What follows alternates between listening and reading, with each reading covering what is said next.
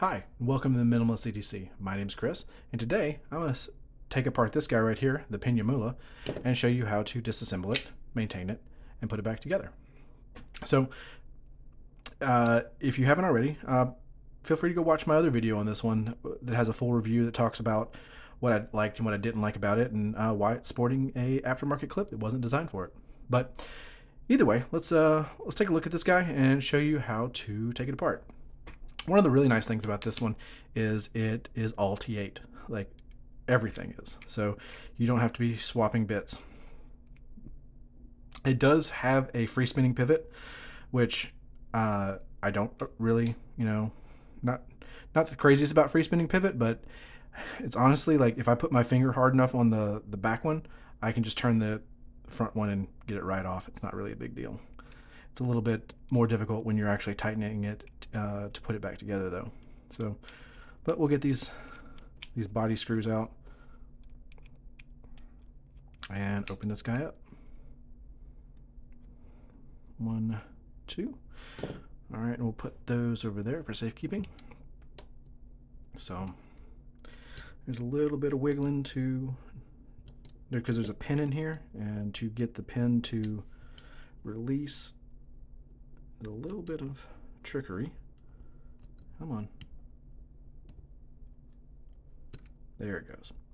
And these are the pins I'm talking about. Like when they're snug where they belong, they actually stick a little bit, which is fine. You shouldn't have to take this thing apart very often. And so what you have here is an M390 blade. We are dealing with a system that is running on washers. I'm sorry, washers. Running on bearings. And thankfully there's not a whole lot of debris and dust in it at the moment. This has spent a lot of time in my pocket recently, which is kind of surprising. So, but we'll get it out, get it cleaned off, and I'm not doing anything fancy here. I'm just using rubbing alcohol and a paper towel.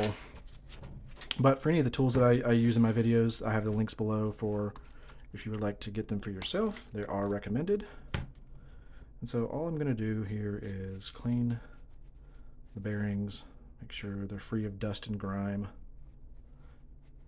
get all the gunk off of them, if there was any. I'm going to keep this pivot the way it is, clean that area, clean out the milled out running channels for the bearings.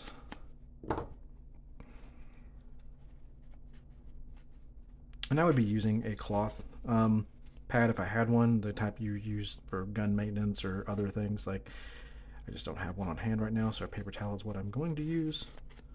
And just make sure I don't leave any little paper lint in there. So, easy enough. We got it apart. We cleaned it. Now we just want to service and maintenance it. So, I'm going to just add a little bit of KPL. Again, link is below if this is something you would like to add to your cleaning arsenal. And then I'm going to put the bearing on. I like to put the open end of the bearing facing the blade. Other people have their preferences, but it allows me to actually put a little bit of lubrication into the channel there. And since that is where the bearings actually interface with the blade, it will self-lubricate for a little while. All right, get the blade on. Now we have the second washer, and I'm going to do a similar thing. I'm just going to put little micro drops in the bearings, and not between all of them, just enough to get it in there. And then put that in its channel. And then a little bit of extra lubrication there. And then I like to, there is some interface here, so I do put a little bit of lube. Like, you can go overboard with it, but at the end of the day, any excess lubrication kind of just leaks out, and you just wipe it away after the first few openings of the blade. So that's the only tricky part about putting this back together, is making sure you get both of these posts back where they belong. It's not brain science, but it is it's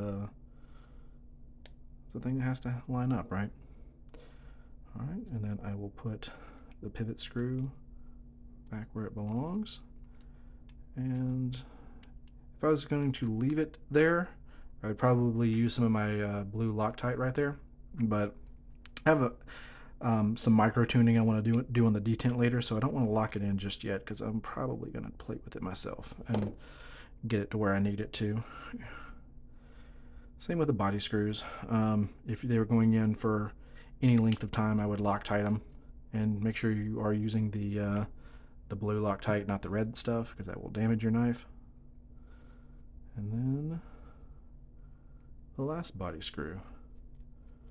So in under about 5 minutes, we have cleaned and serviced the knife. So let's see where we're at.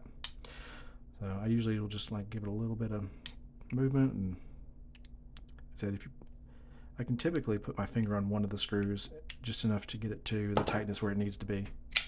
Oh yeah. Middle finger flick. Perfect. Top flip. Perfect. All right. So we're good here. This thing is going to be good for a while, and I won't have to service it probably for another 2 months. But I appreciate you guys tuning in. If this has been helpful to you, I appreciate a like and a subscribe. And thanks for being part of the community. Have a great day.